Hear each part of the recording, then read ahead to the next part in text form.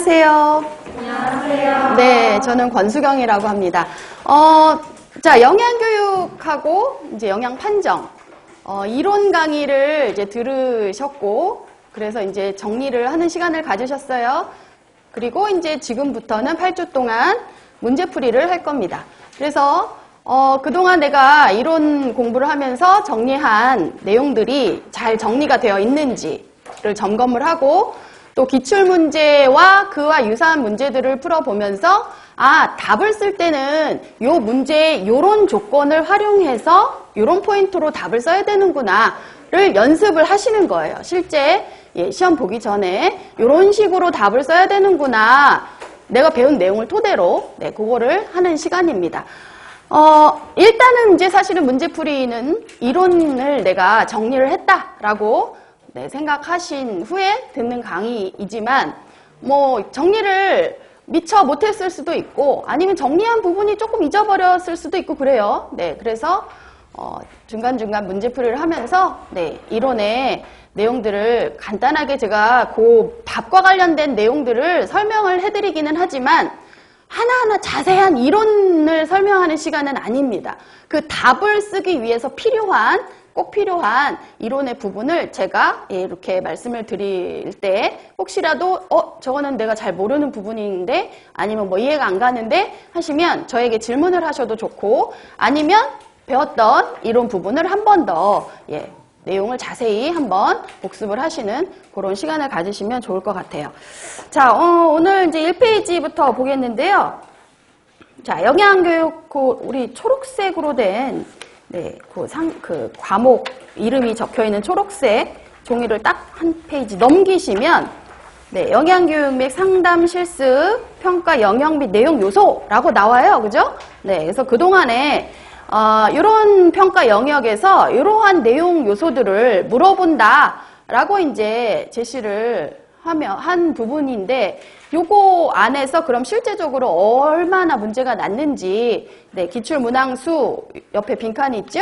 그거는 이제 빈칸이지만 오늘 나눠드린 요 프린트에 보시면 연도별 이 내용 요소에서 어떤 문제가 나왔는지가 정리가 되어 있습니다. 그리고 이론을 들으신 분들은 사실은 제가 이론 첫 시간에 나눠드렸었어요. 이론에 우리가 이러이러한 것들을 배우고 이런 것들이 중요하니까 기출이 됐으니까 우리 잘 공부해 봅시다 하고 이제 이론 첫 시간에 나눠드린 프린트입니다. 그래서 이론을 들으신 분들은 갖고 계신 자료이고요. 이론을 이제 뭐 저와 함께 안 들으셨지만 문제풀이를 위해서 들으시는 분들은 요 프린트 보충 자료를 참고를 하시면 각 영역별 내용 요소에서 언제 이런 문제들이 나왔는지 연도별로 정리되어 있으니까 이걸 보시면 되겠고요. 그리고 이제 사실은 다 아시겠지만 우리가 전공 문제에서는 기입형이 즉 2점짜리 문제가 6문제 나고요. 아이고, 노란색, 제가 색깔 있는 거 잘 안 쓰는데 노란색이 씹혔네요. 기입형은 2점짜리예요. 6문제가 나고요. 전공 전체에서, 전체 통틀어서입니다. 자, 그리고 서술형, 이건 이제 4점짜리예요. 한 문제당 4점씩 배점이 되어 있는데, 이게 17문제로 상당히 많습니다.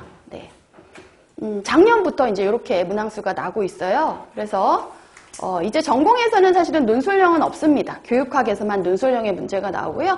전공에서는 논술형은 없고, 기입형, 그래서 2점짜리, 요거는 그야말로 이제 단답형, 간단한, 단답식의 뭐 괄호 넣기라든지 문장을 완성하는, 아니면 어떤 내용에 대해서 간단하게 답을 다는 그런 형의 문제인데 6문제 나고요. 그리고 이제 주로 차지하는 건 요 서술형이잖아요. 그래서 서술형은 보통 작성 방법이라는 게 문제에 제시되어 있어요. 그래서 그 작성 방법 2개 내지는 3개 정도의 그 작성 방법 제시된 거에 따라서 내용을 답을 쓰시면 됩니다. 그래서 뭐 한 2개 내지 3개 정도의 내용을 쓰게 돼 있죠. 그래서 간단한 단어보다는 그때는 물론 뭐 간단한 단답형의 답이 나올 수도 있지만 간단한 문장으로 이렇게 답을 쓰게끔 하는 그런 문형의 문제가 이렇게 17문제가 나와요. 그래서 이렇게 나온다는 거, 전공 전체에서 그렇습니다.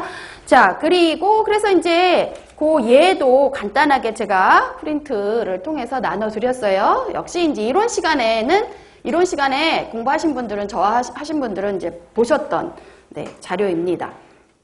그래서 여기 보시면 보충자료에 서술형 해서 이제 작년에 나왔던 문제, 이런 식으로 이제 서술형이 나오는데, 문제에 보면 항상 작성 방법, 그래서 어떻게 뭐를 쓰시오? 이런 작성 방법이 2개 내지는 3개가 나와요. 그래서 2개 내지는 3개에 해당하는 이 방법별 답을 간단한 문장으로 쓰게끔 이렇게 하는 거죠. 그래서 요거는 단순히 암기식의 내용보다는 그 내용과 관련된 조금 더 상세한 내용이나 조금 더 신층된 내용, 예를 들어 뭐 상담, 뭐 기술이 무엇인가 이렇게 딱 단순하게 물어보는 것보다는 이 상담 기술을 쓸 때 주의점을 쓰시오라든지, 뭐 이 상담 기술은 언제 쓰나요? 라든지 이런 것들을 조금 같이 물어보는, 조금 더 상세하고 조금 더 심층된 내용을 물어보기 위한 문제예요. 단답형보다는 조금 더 자세하게 답을 쓰셔야 됩니다. 자, 그리고 그 뒷페이지에 있는 거는 기입형, 단답형의 문제는 이런 식으로 괄호놓기 내지는 뭐 간단한 단어를 통해서 답을 간단하게 쓰도록 되어 있습니다. 자, 그래서 이런 문제가 난다라는 거를 보시면 되겠고요. 본격적으로 문제를 시작하기 전에 우리 네이버 카페에 있는 영양만점, 위생만점 고 카페에 가입을 다 하셨을 텐데, 여기에서 카페에서 선생님들끼리 서로 뭐 수업을 들을 때 서로 느꼈던 거, 뭐 아니면은 궁금한 거, 이런 것들을 서로 의견도 나누실 수 있고, 그 서로의 답변을 해주시면서 또 서로 본인한테도 그 내용이 한 번 더 정리되거나, 나에게 또 도움이 될 수도 있으니까요. 많이 활용해 주시면 좋을 것 같습니다. 자, 그리고 우리가 이제 8주잖아요. 그래서 8주인데 2과목을 합니다. 영양 교육 상담을 하고 영양 판정을 해요. 그래서 약 한 6대2까지는 안 되고, 한 5주 반 정도는 영양교육 문제를 풀 거고요. 그리고 한 2주 반 정도는 영양판정 문제를 푼다. 이렇게 생각하시면 되겠습니다. 자, 오늘은 이제 영양교육부터 하도록 할 겁니다. 아마도 이제, 이 책을 받으신 건 지난주이시니까, 답을 이렇게 달아오신 분들도 계실 거예요. 가능하면은 이렇게 답을 미리 달아오시는 것도 괜찮습니다. 그리고 제가 같이 이렇게 풀이를 할 때, 이게 내가 생각했던 답과 틀리네. 왜 틀린가? 내가 그 부분을 다시 한번 정확하게 정리를 해야겠다. 이렇게 하시면 좋을 것 같습니다. 물론 이런 교재를 보시면서 답을 다시는 거는 내가 뭐를 모르는지를 판단하기가 조금 어려우니까, 가능하면 이런 교재를 이렇게 같이 보면서 답 달지 않고 내가 지금 현재 아는 걸 갖고 위주로 먼저 답을 이렇게 좀 채워보시고요. 그리고 이제 와서 저랑 풀이를 하시면서 거기에서 내가 잘못 정리했거나 아직 잘 안 됐던 부분을 확실히 판단을 하셔서 그거를 다시 채워넣는 시간이 되시면 좋을 것 같습니다. 뭐 한 하루에 우리 만나는 요 한 주에 한 8장? 8장? 한 페이지로 하면 한 15 내지 16페이지 정도씩 나간다고 생각하시고, 그렇게 미리 답을 좀 이렇게 가로놓기를 한번 답을 채워보신다든지 하시면 좋을 것 같아요. 8장까지 나갈 수 있을까요? 빨리 나가면 8장 가능하고, 안 되면 7장 나갈 수도 있고요. 그런 정도의 진도로 나가도록 하겠습니다. 자, 페이지가 2페이지입니다. 2페이지 보실게요. 자, 영양교육의 개념 및 배경이죠. 일단 조금 쉬운 개념 위주로 좀 볼게요. 1번, 다음은 영양교육의 정의를 내린 것이다. 괄호 안에 알맞은 말을 쓰시오. 정말 가장 기본 개념입니다. 그래서 영양교육이 뭐냐? 자, 개인이나 집단이 바람직한 식생활을 실천하는 데 필요한 기업을 이해하고, 자, 기업, 여기서 들어갈 말이 지식이겠죠? 영어로 우리가 흔히 약자로 K 이렇게 표현하잖아요. 지식을 이해하고 학습한 지식을 식생활에서 실천하려는 뭐로 변용하여, 그래서 니은은 태도가 되겠죠.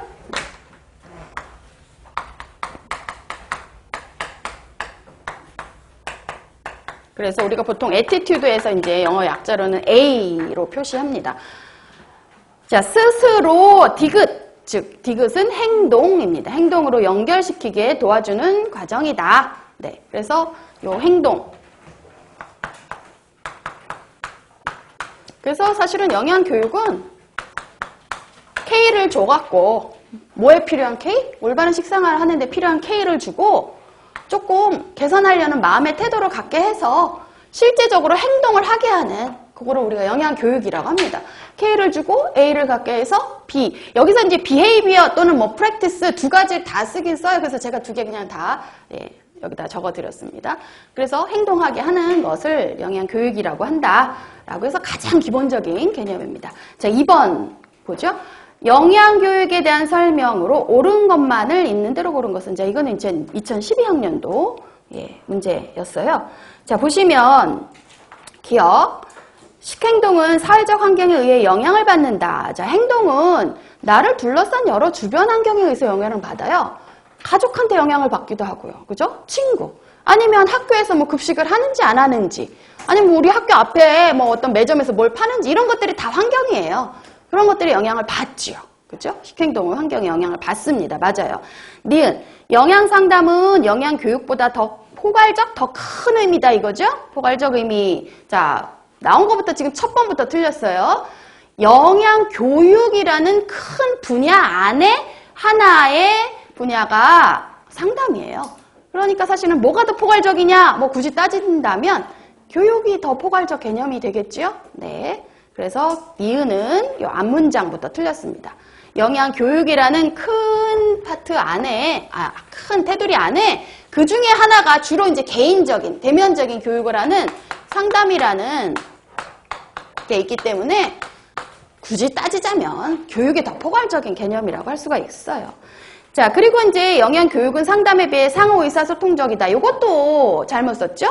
우리가 이제 요 상담이라는 거를 이렇게 봤을 때 요 상담만의 어떤 갖고 있는 특징이 뭐냐 하면 대면적이에요. 주로 1대1 교육으로 이루어지기 때문에 상담자와 내담자가 그래서 주로 얼굴을 마주대고 하는 1대1. 그래서 대면 교육이다 또는 대면적이다 이런 특성을 얘기를 했고요.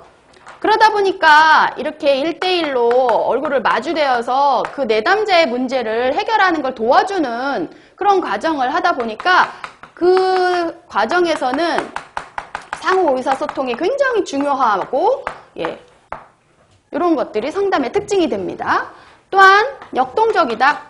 꼭 정해져 있는 어떤 하나에 죽어있는 딱 그런 상태가 아니고요. 얼마든지 변화될 수 있어요. 계속 변화되는 역동적인 그런 특징을 가진 게 상담이라고 볼 수가 있습니다.